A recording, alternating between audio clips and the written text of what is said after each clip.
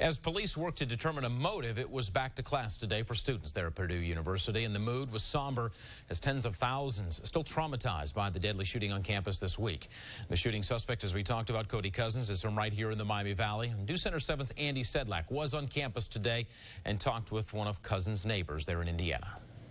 Well, this is the electrical engineering building, and this is where 21-year-old Andrew Bolt was shot and killed on Tuesday afternoon. As you can see, it's quiet in here now. It's actually very calm and a far cry from the scene witnesses described on Tuesday. But students that we talked to said it will also be a while before they fully come to grips with what happened earlier in the week. It sounded like there's chaos coming from this hallway. We weren't too sure what it was. Dayton native and Purdue sophomore Omar Shtay has said he had no idea how close he actually was to the shooting on Tuesday. Police officers came from the top of the lecture hall, and they asked if we could all evacuate the building as calmly and as quietly as possible.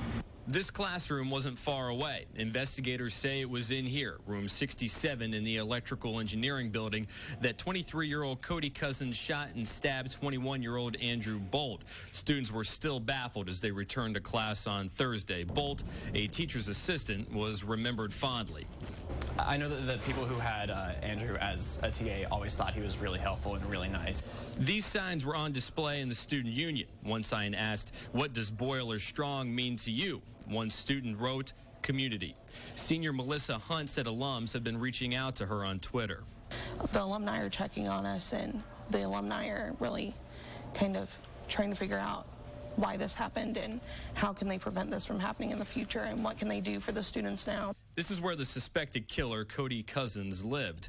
And his next-door neighbor is just as perplexed as everyone else. Just a week or so before break, I was in his room watching Step Brothers with him, just hanging out, talking about the movie. He said Cousins never mentioned his Ohio roots.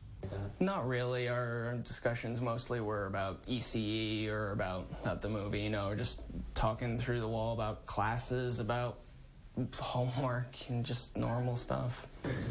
And we've also learned Andrew Bolt's funeral will be Tuesday in his native Wisconsin. In West Lafayette, Andy Sedlak, News Center 7.